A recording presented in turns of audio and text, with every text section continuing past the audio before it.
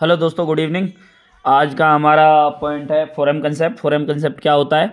Okay, तो forum concept को हम यूज क्या करते हैं? फोरम कंसेप्ट मोस्टली यूज होता है आइडेंटिफाई करने के लिए वेस्ट्स को, जितने भी वेस्ट हैं हमारे डिफेक्ट्स हैं उनको आइडेंटिफाई करने के लिए। ठीक है, फोरम क्या होता है? Main, machine, material and method. Main, machine, material and method क्या होता है? मेन से रिलेटेड क्या होता है? मटेरियल से रिलेटेड क्या होता है? मेथड से रिलेटेड क्या होता है?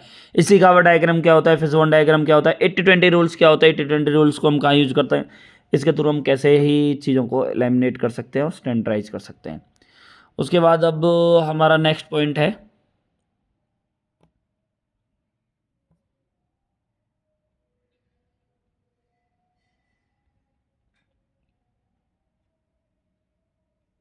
इसी का डायग्राम।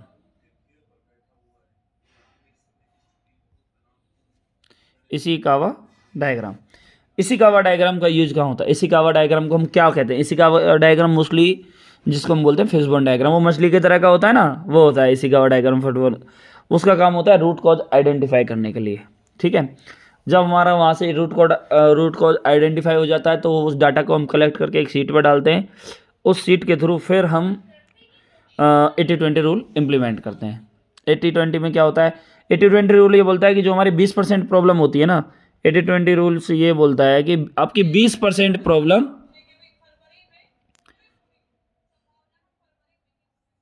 अगर आप 20% प्रॉब्लम पे काम कर लोगे ना इसके हिसाब से, तो आप 80% अचीव कर लोगे। ये बोलता है 80-20 रूल। फिशबोन डायग्राम क्या होता है? फिशबोन डायग्राम में मेन, मशीन, मटेरियल और मेथड होता है। ठीक है, ये एक हमने एग्जांपल लिया है यहाँ पे। जैसे डिले इन एफजी, ये हमारी प्रॉब्लम है कि भैया एफजी टाइम से क्यों नहीं मिली? क्यों नहीं मिली? क्योंकि मेन से रिलेटेड क्या क्या काम हो सकते हैं? मेन से रिलेटेड क्या, एफजी डिलीवर करने से पहले जो उसका बिल बनेगा तो बिल करने वाला आदमी वहाँ पे अवेलेबल नहीं है, वो नहीं था, और हमारे पास बैकअप में भी कोई नहीं था। ये आदमी भी अवेलेबल था, ये भी अवेलेबल था, वहाँ पे अनस्किल्ड मैन पावर थी। ठीक है, मशीन से रिलेटेड बिलिंग सिस्टम काम नहीं कर रहा था, या जिससे सामान जा रहा था वो ब्रेक डाउन हो गया। मटेरियल, जो पैक्ड मटेरियल है वो डैमेज हो गया रास्ते में। स्टोरेज, जो मटेरियल का स्टोर में जो स्टोरेज है वो प्रॉपर नहीं है। मेथड में क्या है? बिलिंग सिस्टम का अप्रूवल प्रोसेस क्या है? अगर वो ख़राब है तो क्या हमारा वहाँ पे मैनुअली कुछ काम हो सकता है? नहीं हो सकता, ये सब कुछ है। उसके बाद है हमारा क्या, फिशबोन डायग्राम का हमने एक और पॉइंट लिया है, पुअर क्वालिटी। प्रोडक्ट की क्वालिटी पुअर है, उससे रिलेटेड वर्किंग कंडीशन देखेंगे, रॉ मटेरियल कैसा है वो देखेंगे, मैनेजमेंट में क्या है, मैनेजमेंट से रिलेटेड ही हमारे जितने भी पॉइंट्स हैं। उसके बाद वर्कर से रिलेटेड है, मशीन से और टेक्नोलॉजी से, इन सब को। ठीक है, ये एक्चुअल में यही है फिशबोन डायग्राम ना, यही होता है। ठीक है, इसी के थ्रू हम निकालते हैं। ठीक है, वर्किंग कंडीशन आ जाती है हमारे एनवायरनमेंट में। रॉ मटेरियल हो गया एम, मटेरियल ये मैनेजमेंट हो गया। ठीक है, ये टेक्नोलॉजी हमारी मेथड हो गई, ये मशीन हो गई, वर्कर हमारा मैन हो गया।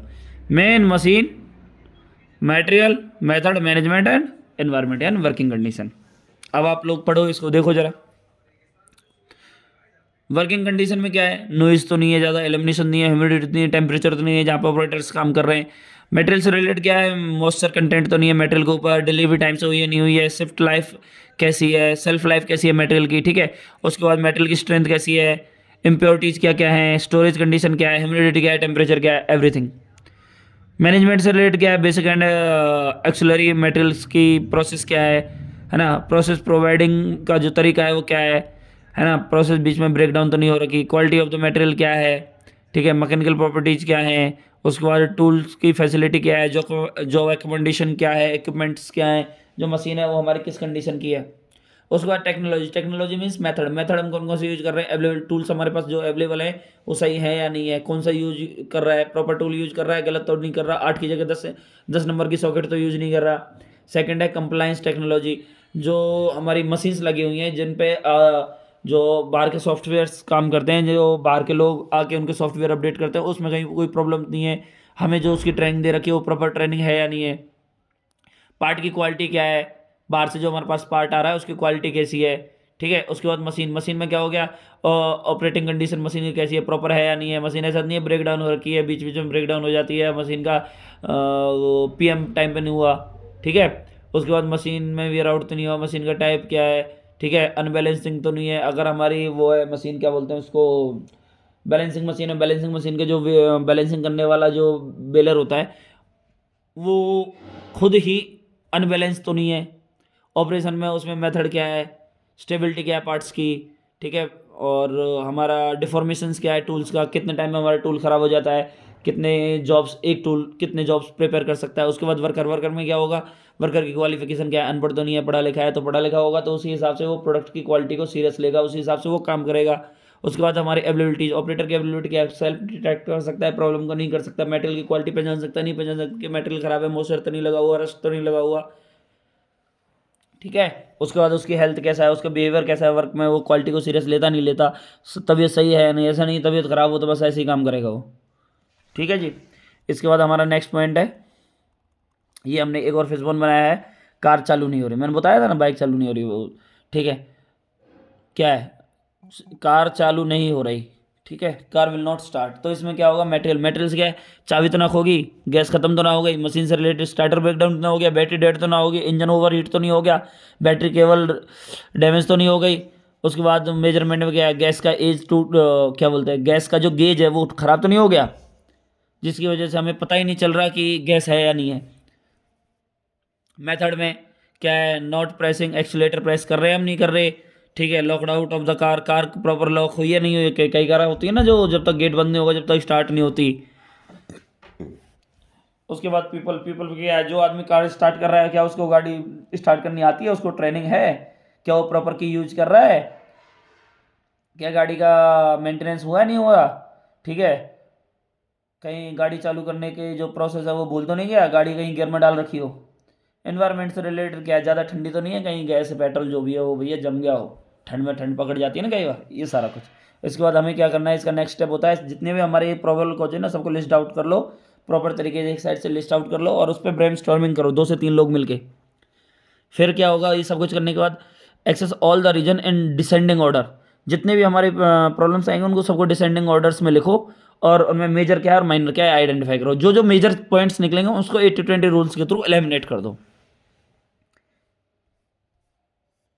फिर हमारा root cause analysis, root cause analysis में क्या होता है, फर्स्ट स्टेप क्या होता है, प्रॉब्लम हमने कोई डिफाइन कर दी, उसके बाद हमारा क्या डाटा कलेक्ट करना है, फिर आइडेंटिफाई करना है प्रोबेबल कॉज फैक्टर्स को, फिर हमें रूट कॉज आइडेंटिफाई करना है, फिर उसको रिकमेंडेड जो प्रॉपर रीजन निकल के है उस पर काम करना है, इंप्लीमेंट करना है और ख़त्म कर देना है।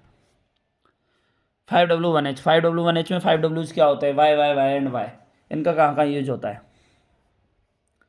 जैसे एग्जाम्पल के लिए पहली प्रॉब्लम आई कि भैया कोई प्रोडक्शन लॉस हुआ क्योंकि मटेरियल नहीं है, why material not issued to production, store ने प्रोडक्शन के लिए मटेरियल ही नहीं दिया, क्यों नहीं दिया, क्योंकि जी CO है not received with the consignment, जहाँ से मटेरियल आना था आया नहीं, उसके इंतजार में रह गए, क्यों रह गए, अब फिर उसने बोला वाई रिसीव क्यों नहीं हुआ, क्योंकि डिस्पैच पर्सन अवेलेबल नहीं था जो उसको डॉक्यूमेंटेशन का काम करके आगे बढ़ाना था, पर्सन डिस्पैच पर्सन अवेयर नहीं था कि हमें मुझे डॉक्यूमेंटेशन करके ही आगे बढ़ानी है या इसकी अर्जेंसी है। फिर ये आया कि भाई वो अवेयर क्यों नहीं था, क्योंकि जो है ट्रेनिंग ना दी गई, ट्रेनिंग क्यों ना दी गई, क्योंकि सर जो हमारा मंथली कैलेंडर है ना ऑपरेटर की जो ट्रेनिंग कैलेंडर है उसमें हमने ये इस पॉइंट को ऐड ही नहीं किया हुआ कि ऑपरेटर को इस चीज़ की भी ट्रेनिंग देनी होती है। तो मेन प्रॉब्लम कहाँ निकली कि हमने अपने कैलेंडर में ऑपरेटर्स को ट्रेनिंग का शेड्यूल ही ऐड नहीं कर रखा, जिसकी वजह से ये हमारी मेन प्रॉब्लम है। जो भी ऑपरेटर आएगा वो यही गलती करेगा बार बार। तो इसका प्रॉपर रूट कॉज क्या निकला कि भैया जो भी ट्रेनिंग शेड्यूल्स हैं वो एज पर लोकेशन और वर्क रिक्वायरमेंट्स के हिसाब से बनाए जाएंगे, ठीक है। ये भी उससे रिलेटेड है, why last month production below the average because break down time in the machine is high, pulley break down time ज़्यादा क्यों था, क्योंकि पुली प्रॉपर काम नहीं कर रही थी। वो क्यों नहीं कर रही थी, क्योंकि भैया वो उसका जो लाइफ साइकिल था उससे ज़्यादा चल गई। उससे ज़्यादा क्यों चल गई, क्योंकि जी जो नई पुली आने का टाइम था वो ज़्यादा है, इम्पोर्ट टाइम ज़्यादा है। इम्पोर्ट टाइम ज़्यादा क्यों है, हमारे पास स्पेयर क्यों नहीं है, क्यों जी ये पुली क्रिटिकल पार्ट्स में थी ही नहीं, इसलिए ये स्पेयर में नहीं डली। तो रूट कॉज क्या था कि वो उस पुली की वजह से हमारा लॉस हुआ, लेकिन वो हमारे स्पेयर पार्ट्स में अवेलेबल ही नहीं थी, क्योंकि हमने उसको स्पेयर पार्ट्स में डाला ही नहीं था। हमें ज़रूरत ही नहीं थी कि चलो ठीक है चल रही है ना, आ जाएगी ऐसा किया हुआ था। तो मेन रूट कॉज क्या है, जो अर्जेंसी वाले पार्ट्स हैं सबका स्पेयर होना जरूरी है, जिसकी वजह से ब्रेकडाउन हो सकता है। तो दोस्तों अब हम 9 बजे 80-20 रूल्स के लिए लाइव क्लास में ऐड होंगे सारे लोग। तब हम देखेंगे परेटो चार्ट क्या होता है, परेटो चार्ट का यूज क्या होता है और 80-20 रूल्स क्या होते हैं। तब तक के लिए जय हिंद, जय भारत।